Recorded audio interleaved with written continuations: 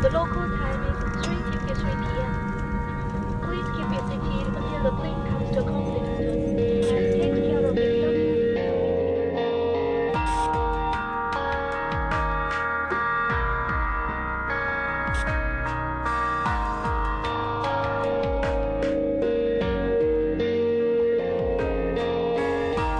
Stop.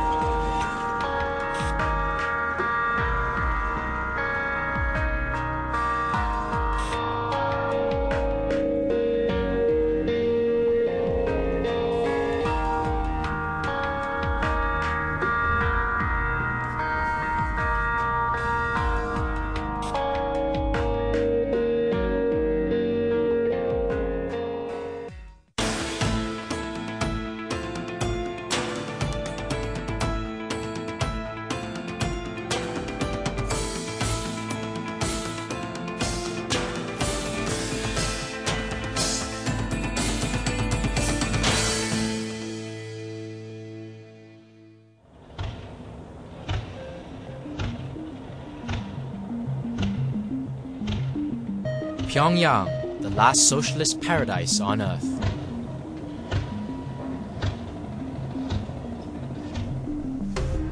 At times it felt like we were driving through a multi-million-dollar movie set. The looming structures built to dazzle. The costumed people constantly celebrating something or other.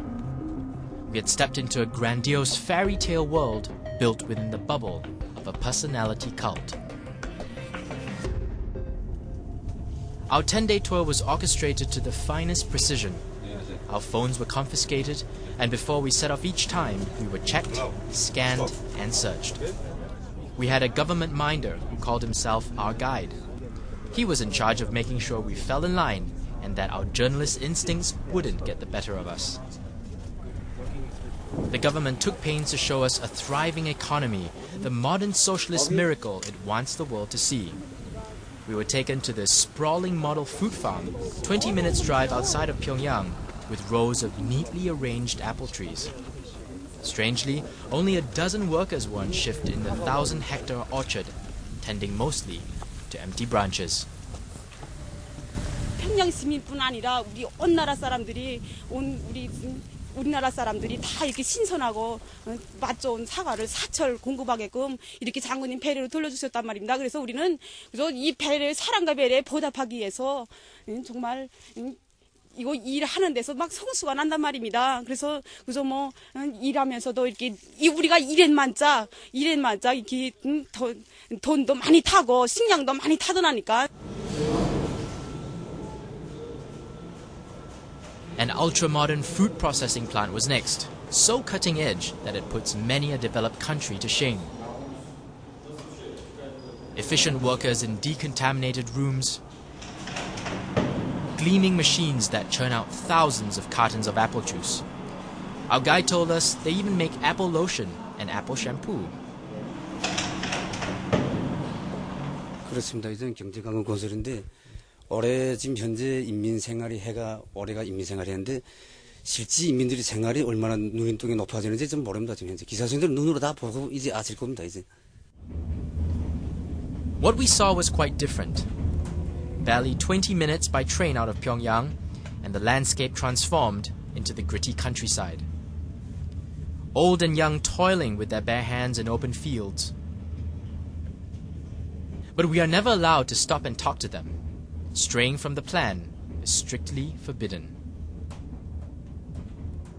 Well, everything here is pretty much shrouded in secrecy, down to our daily schedules. It's all on a need-to-know basis. Now, whenever we ask our minder, what are we going to do, where are we going next, what are we seeing, his usual response is, you'll find out later. North Korea may have recovered from its worst famines in the 1990s, but it still constantly struggles with severe food shortages. aid groups say the country reached a crisis point in 2011 due to bad weather. 6 million North Koreans are said to be living on a knife's edge and will go hungry without immediate food aid.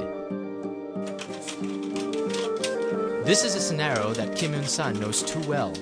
She fled her homeland in the north and finally arrived in South Korea with her mother and sister in 2006. Only 26, she has published a book on her nightmarish escape from her homeland. 정말 여기 더 있다가는 굶어 죽겠다 이런 생각을 했었기 때문에 이제 중국 가면 적어도 뭐 땅콩 과자처럼 이런 게 흔하단다. 굶어 죽지는 않는다더라. 못 살았음에도 불구하고 우상은 우상인 거예요. 정말 이제 가난한 사람도 하나님을 믿잖아요. 그 하나님이 이유가 있는 거죠. 내가 뭐 가난한 거에는. 그러니까 북한도 그게 김일성, 김정일이 우상화되었기 때문에 내가 못 살아도 김일성, 김정일의 잘못이 아닌 거예요. 그분들은 그냥 여전히 우상인 거예요.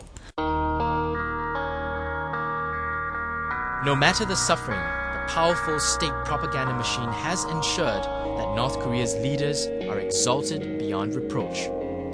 Pyongyang itself is a shrine to the greatness of the country's founding president, Kim Il-sung, his late son, Kim Jong-il, and now his grandson.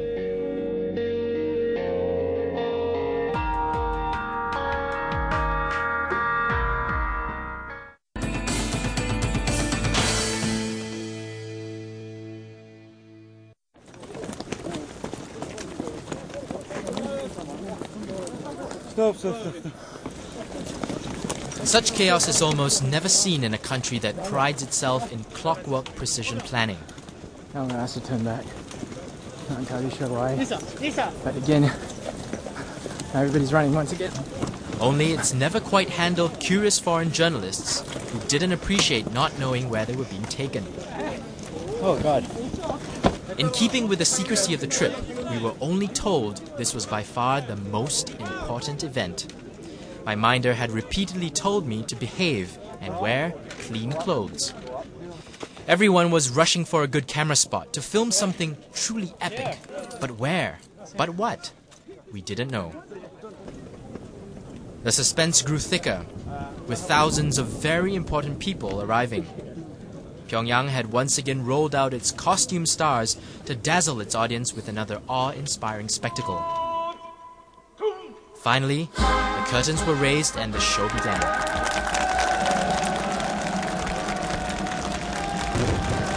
Except this time, the main stars were two dead dictators who are now preserved for eternity in gigantic bronze statues. Founding President Kim Il-sung and his son, the late leader, General Kim Jong-il, beaming and watching over the North Korean people for 1,000 years. 김일성 주석님은 우리 조선 민족이 시조였습니다. 사회주의 시조. 시조라고 할 때 우리 민족의 뿌리가 아니겠습니까? 김일성 대원수님께서 계세요. 우리 조선이란 게 지금껏 영광에 이르렀고 주석님이 없었더라면 나나 우리 여기 모인 모든 분들이 이런 영광찬 생활이 없었을 것입니다. The nation was celebrating its 100th birthday, mobilizing concert after concert to sing the praises of the man whose Juche ideology or spirit of self-reliance was said by critics to be the fundamental cause of the country's famine and economic collapse.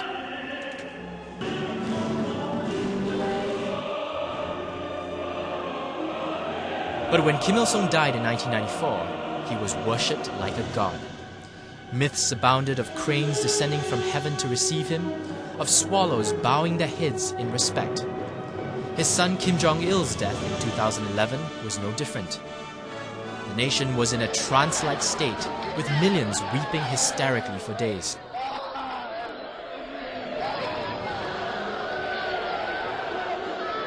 Even Mother Nature herself mourned his loss. Owls were reported to be crying in trees. Kim Eun-san was only 9 years old when the elder Kim died, but she remembers that night as clear as day. To her and many others, the tears were genuine. 엄마가 엉엉 울면서 돌아와서 집에 와서도 땅 치고 오시더라고요. 저희 어머니는 진짜 슬퍼하셨어요. 정말 북한 이게 이제 세뇌 교육이라고 효과라고 저는 생각을 하거든요. 어릴 적부터 우상으로 생각을 하고 정말 위대한 분이었고 우리의 민족의 영웅이고. The entire capital seemed to be held under the mythical spell of the Kims. But the daily pomp and circumstance surrounding the trip hid an emptiness underneath. It was as if the heady celebrations were meant solely to glorify the Kims and present a picture of a paradise like no other on earth. This couple was given the honor of joining thousands in a mass dance to celebrate their new leader. Never mind that they were young, idealistic, and on the cusp of marriage. Their dreams were one with their leader. There was no separation.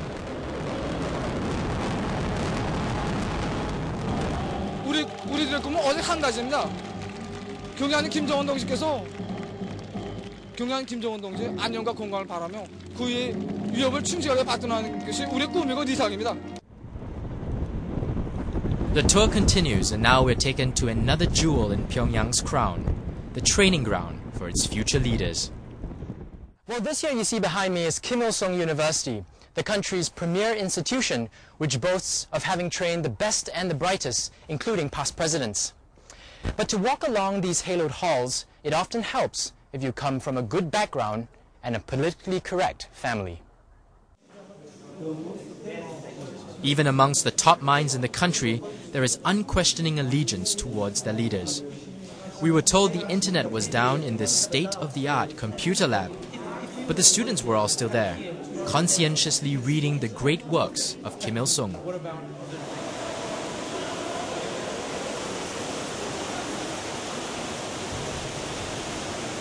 Even out of the classroom, every single student we spoke to toed the party line. Perhaps they were wary of foreign media, or quite possibly, this was just a natural result of a lifetime of indoctrination. 공부를 잘해서 우리 최고사령관 동지께 최고사령관 받등에서 참된 전사 그래서 이 하나뿐입니다. 그죠? 우리가 미제국주의자들과 남수성 계열의 유명박 육도 회장들이 우리를 아무리 뭐 어쩌고 그래도 우린 배심이 든든하다고 합니다. 그것은 경연한 최고사령관 동지께서 계시기 때문에 모든 측면에서는 우리는 배심이 든든하고. Tied closely to the cult of Kim is the perceived invincibility of the North Korean military.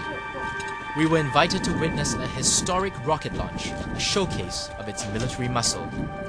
It turned into a massive disaster.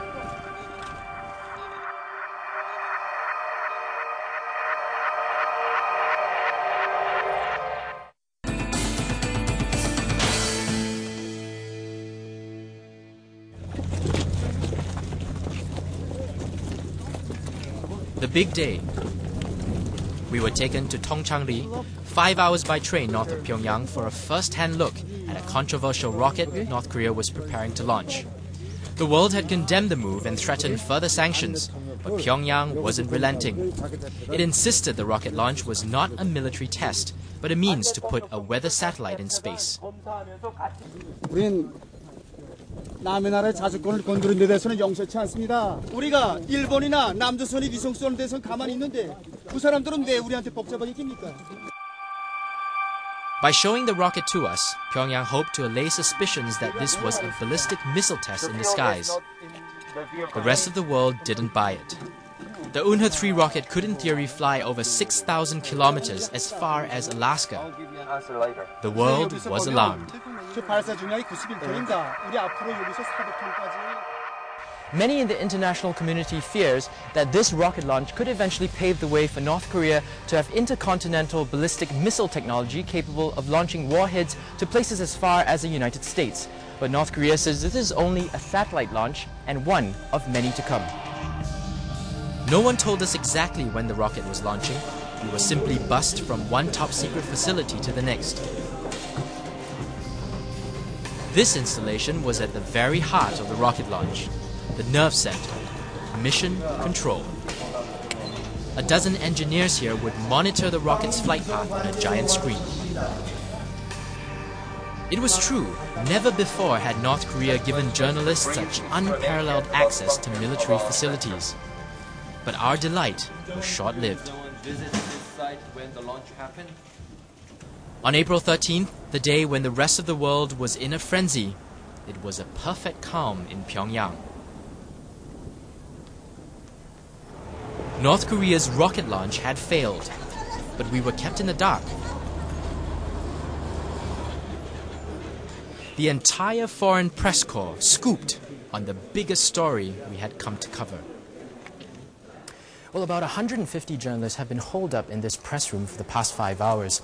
Now, it's virtually an information blackout here, and we haven't been able to speak to any government official to confirm or deny this satellite launch. But you see this big screen behind me here. This was supposed to be set up for all the journalists to watch the actual satellite launch, but we weren't even told when it happened.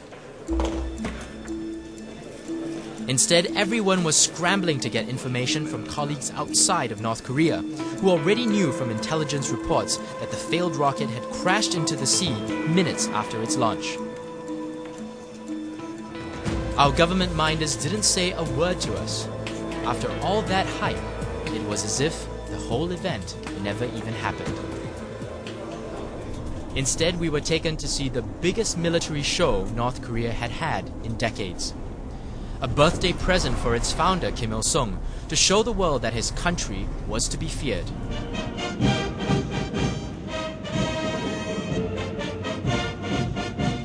Pyongyang trotted out its mighty arsenal for us, missile after missile, a dizzying array of military might.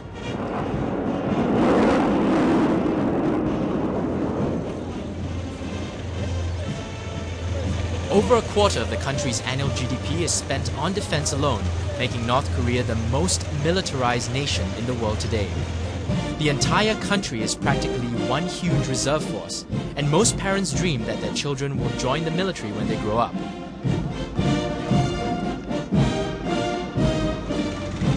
North Korea has double the number of arms its enemy in the south has, but foreign experts say most of its tanks, artillery, and missiles have far outlived their use-by date.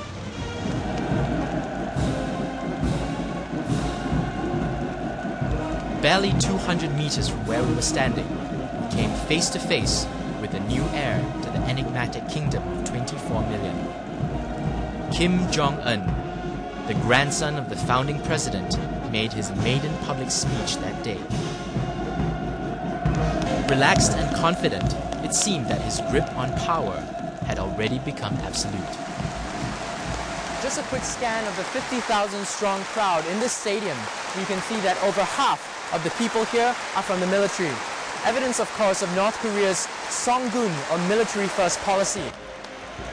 The Songun policy ensures that North Korea's 1.2 million soldiers get top priority in almost everything: resources, food, and politics. But the army has not been spared the ravages of famine.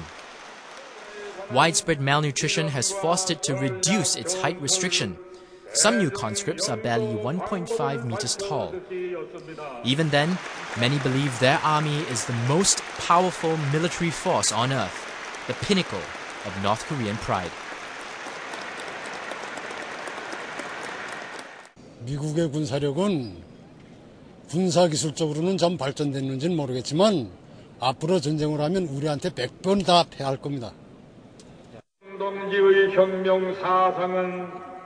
Rumors have been circulating of a possible military coup, due in part to Kim Jong-un's uncertain hold over the army. But Kim Yong-hui, a North Korean defector who is now chief researcher at the Korea Finance Corporation, doubts that. She escaped the absolute grip of a state and defected to the south in 2002 with her family. 북한에 살아본 사람이 와서 쿠데타 일어난다고 얘기하는 건 그건 완전 뻥이야. 절대 있을 수가 없는 일이야. 절대 있을 수 없어.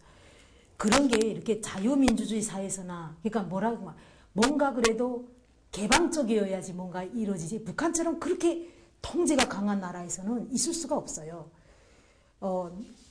세 명이 앉아서 술 먹으면 세 명이 한 얘기가 어느 순간에 보입에 다 들어가 버리니까. 세 명 중에 누가 누군지 몰라요.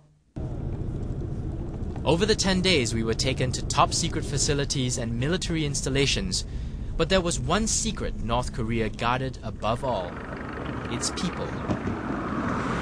Day after day, we pleaded with our minders to let us see how ordinary people lived. my request to interview a family was rejected several times. Our frustration came to a head when we were taken to see a massive fireworks show to celebrate the late founder's 100th birthday. We could only film the fireworks. Any contact with people watching the show was strictly forbidden.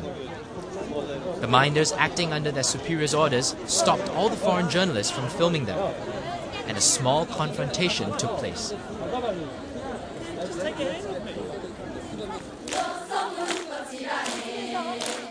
What happened next was almost magical. In a total break from our tightly scripted tour, the people finally spoke. And they spoke out of line. Hundreds of North Koreans broke into song spontaneously.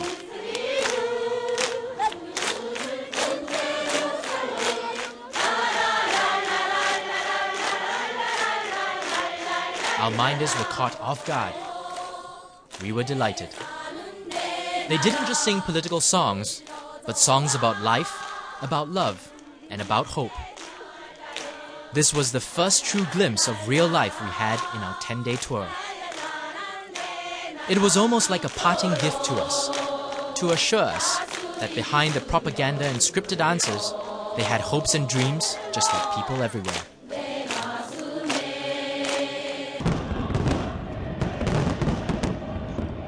What followed was the most spectacular fireworks show we had ever seen.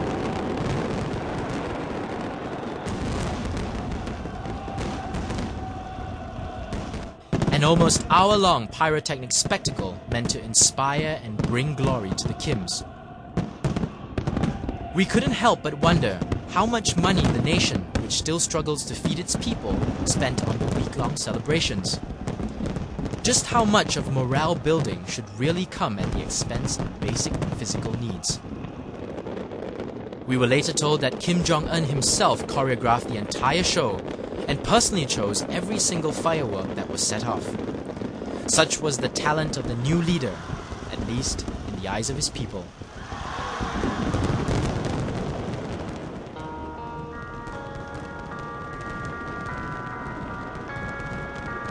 But how will he lead an economically crippled nation that struggles in isolation? And how much do North Koreans, who have been systematically shielded from the outside world, really question their system? This was a country where true or false applied to almost everything. So perhaps these questions didn't matter after all, for we were told in North Korea, the questions that had no easy answers shouldn't be asked.